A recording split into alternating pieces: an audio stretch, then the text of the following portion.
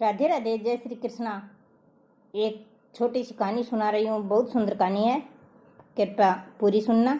और अगर पसंद आए तो लाइक शेयर सब्सक्राइब जरूर करना और बेल आइकन दबाना ताकि हमेशा आपको कहानी सुनने के लिए नोटिफिकेशन मिलती रहे। मैं हमेशा एक कहानी डालती हूँ। संध्या नाम की एक लड़की थी। उसकी माता उसका बहुत ही लाड प्यार रखती थी और वह भी अपनी माँ को देख करके माँ जैसी ही गुणों वाली, बहुत अच्छी गुणों वाली और बहुत अच्छी लड़की थी। ऐसे करते करते वह काफ़ी बड़ी हो गई, लेकिन और सब तो ठीक था। उसकी देर तक सोने की आदत जो थी वो अच्छी नहीं थी संध्या की। तो वह शादी लायक हो गई, 16-17 साल की हो गई। तो उसकी माँ कहती है, बेटा उठ जाओ, 10 बज चुके हैं। तो वो कहती है, माँ थोड़ी देर और सोने दो मुझे। तो माँ कहती है, अरे बेटा मैं तो सोने दूंगी, लेकिन कल को ससुराल जाओगी, आप बड़ी हो गई हो, 17 साल की हो गई हो, 2 साल 3 साल बाद में तुम्हारी शादी करेंगे तो आगे वाले तुम्हारी सास, तुम्हारे पति जो है वो आपको नहीं सोने देंगे। तो वो कहती है, क्या है माँ, सास भी माँ ही होती है। तो माँ कहती है, बेटा ऐसा नहीं होता, माँ माँ होती है और सास सास ही होती है, वो सारा काम तुझसे करवाना चाहेगी। तो वो कहती है, ठीक है माँ।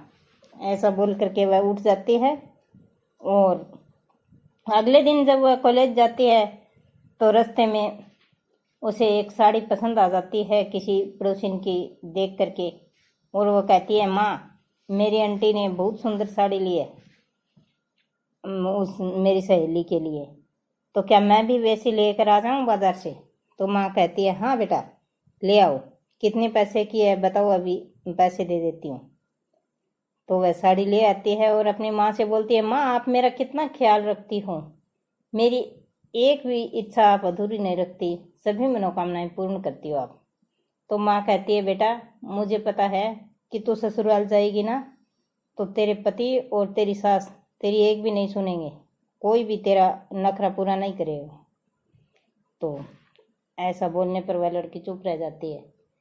फिर थोड़ा समय बीतने के बाद उसकी सगाई कर देती है उसकी माँ, और सगाई के लिए सास और उसका पति और उसकी ननद उसे देखने के लिए आते हैं।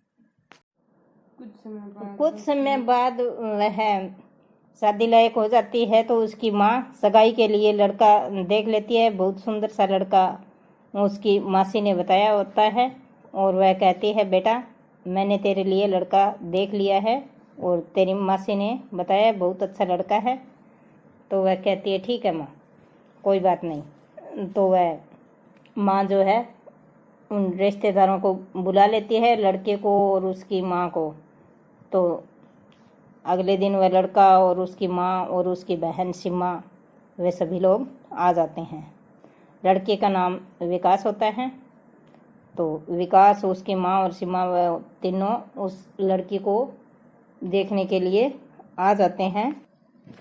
संध्या को देख करके वो जो उसकी विकास की बहन होती है सिम्मा, वो कहती है, अरे वाह मेरी भाभी कितनी सुंदर है, मुझे तो बहुत पसंद आई है। तो उसकी सिम्मा की माँ कहती है संध्या की माँ से कि देखिए जी, मेरी बेटी ने तुम्हारी बेटी को भाभी बोल दिया है, तो रिश्ता पक्का हो गया है ना, आप मना नहीं करोगे ना। तभी संध्या की माँ कहती है, देखते हैं। ऐसे बोल करके वो संध्या की तरफ देखती है तो संध्या इशारों से हाँ कर देती है माँ की तरफ।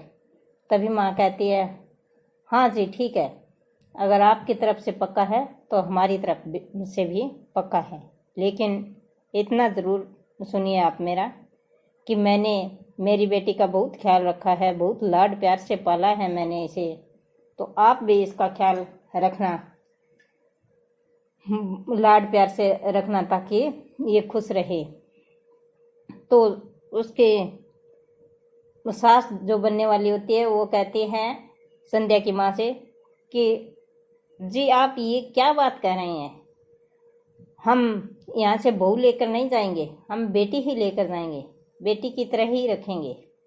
ऐसे बोल करके वो सगाई पक्की कर देते हैं और थोड़े दिन बाद शादी करके उसको अपने घर ले जाते हैं संध्या को। संध्या को ले जाने के बाद वहाँ ससुराल में थोड़े दिन तो सब अच्छे से ख्याल रखते हैं, लेकिन थोड़े ही दिन बीते होंगे, 10-1 दिन के बाद एक दिन वह संध्या लेट उठ रही थी, तो लेट तक सो रही थी, तो उसकी सास आकर के उसके कमरे में और बोलती है, बेटा संध्या, ए संध्या बहू, अभी तक उठी भी नहीं, 8 बज चुके हैं, कुछ ख्याल करो ना, मैं सारा काम करके तुझे उठा रही हूँ, तुझे शर्म नहीं आती? ये ससुराल है तुम्हारा, मैंने सारा काम जो कर लिया और अब मैं आपको उठाने के लिए यहाँ आ रही हूँ। तभी वह उठकर बोलती है, माँ जी थोड़ी देर और सोने दो ना। तो कहती है, अरे शर्म करो, मैं धंधा कर रही हूँ सारा और तुम सो रही हो, मेरी क्या उम्र रह गई काम करने वाली, अब सारा काम तुम संभालो, मुझसे कुछ नहीं होगा। तभी वह उठ जाती है और सारा काम कर लेती है और मन में सोचती है उठते ही कि माँ सच्ची कहती थी कि माँ माँ होती है और सास सास ही होती है। ये बात तो माँ की बिल्कुल सच थी। और ऐसे करके वह मन ही मन अपने आप को कोसती रहती है और माँ की मिलने की याद आती है उसे कि काफ़ी दिन हो गए मैं माँ से मिलकर भी नहीं आई। ऐसे करते करते कुछ समय और बीत जाता है, 2 महीने हो जाते हैं उसे। हमेशा उसके सास उसे जल्दी उठने के लिए बोलती है, वो 8 बजे उठती है तो भी सास डांटती है उसे, तो माँ की बहुत याद आने लगती है उसे। और शादी को 2 महीने हो गए, तभी एक दिन वह कहती है अपनी सासू माँ से कि माँ जी, आज मैं बाजार गई थी सीमा के साथ, तो मुझे बहुत ही सुंदर साड़ी दिखाई दी वहाँ, तो क्या वह साड़ी मैं ले आऊँ? मेरी माँ को ले जाकर दे दूँगी, बहुत सुंदर साड़ी है। तभी सासू माँ कहती है, अरे नहीं बेटा, ये ससुराल है तुम्हारा और पियर में है ना, ससुराल से कुछ भी ले जाया नहीं जाता, पियर से लाया जाता है ससुराल में, तुम्हें शर्म आनी चाहिए। तो यहाँ से साड़ी लेकर के अपनी माँ के लिए ले जाएगी। तब फिर संध्या कुछ नहीं बोलती और मन ही मन सोचती है, माँ सच्ची कहती थी कि सास सास ही होती है।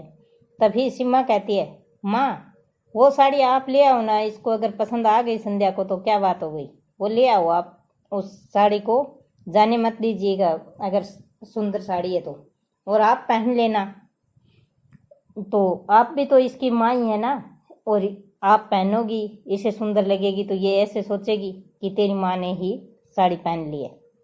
और उसके साथ अगले दिन वह साड़ी ले आती है और अपने लिए रख लेती है। तभी उस दिन संध्या कहती है, माँ जी मुझे 2 महीने हो गए माँ से मिलकर भी नहीं आई, क्या मैं आज मेरी माँ से मिलने के लिए चली जाऊँ? तभी सास कहती है कि अरे तू अगर पीहर चली जाएगी तो ये घर का सारा काम कौन संभालेगा, मुझसे कुछ भी नहीं हो पाता। तो संध्या बिल्कुल चुप रह जाती है और बिल्कुल उदास हो जाती है और अपने कमरे में जा कर के रोने लग जाती है।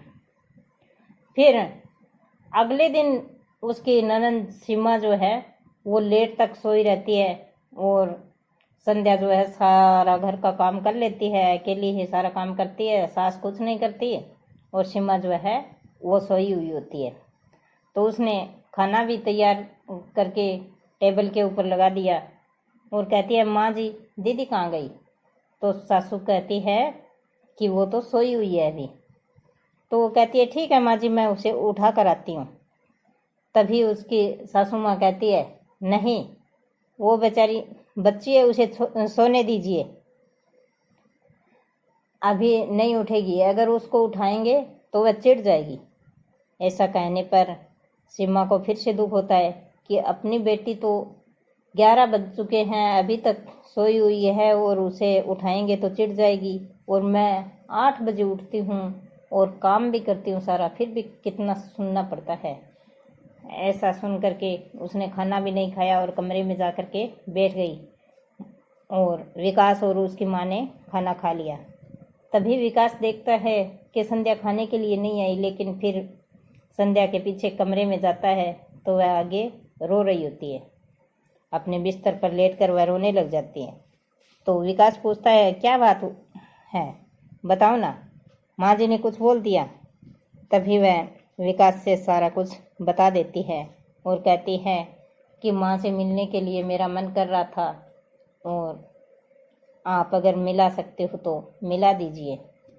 तभी विकास कहता है, ठीक है, मैं आज तक तेरे लिए कुछ नहीं कर पाया, लेकिन आज के बाद तुझे कोई भी चीज़ की कमी नहीं आने दूंगा। और चलो अभी मिला कर लाता हूँ मैं। और वह मिलाने के लिए उसे चल पड़ता है। तभी माँ कहती है, अरे बेटा विकास, कहाँ चल पड़े दोनों? तो विकास कहता है, माँ जी मैं इसे मिलाने के लिए सास के पास ले जा रहा हूँ। तो वह कहती है, अरे बेटा कोई काम नहीं है क्या? तू भी तेरे काम पर चले जा और इसके भी घर पर काफ़ी सारा काम है। तभी विकास कहता है, माँ जी जब ये नहीं आई थी, अपनी माँ के घर थी, तब भी तो हमारे घर का काम चलता था ना। तो 1 या 2 दिन आप भी तो कर सकते हो। उस दिन आप क्या कर रही थी सगाई वाले दिन, कि हम यहाँ से बहू नहीं बेटी लेकर जा रहे हैं, तो आज क्या हो गया माँ आपको? तभी माँ को शर्मिंदगी महसूस हुई और वो बातें याद आई पीछे वाली, कि हाँ मैंने यही बोला था कि मैं बहुत ही लाड प्यार से रखूँगी। तो वह गलती मान लेती है और माफ़ी मांगती है बेटे से और बहू से और कहती है, बेटा मुझे माफ़ करना, मेरा तो दिमाग ही फिर गया था और आज के बाद मैं तुझे बेटी की तरह ही रखूँगी। और ये ले साड़ी भी ले जा बेटा, मैंने रख रखी है, अभी पहनी भी नहीं है, ये तेरी माँ को ले जा करके दे देना। तभी संध्या अपनी माँ जी के गले लगकर कहती है, माँ जी कोई बात नहीं, मैं मिलकर कल वापस आ जाऊंगी। तभी सासू कहती है, नहीं बेटा, 5-7 दिन या 10 दिन आप रह कर आ सकती हो अपनी माँ के पास। और उसके बाद वो सभी खुशी खुशी रहने लग जाती है। और अगर मेरी वीडियो पसंद आई है तो लाइक शेयर सब्सक्राइब ज़रूर करें। और धन्यवाद मेरी कहानी सुनने के लिए।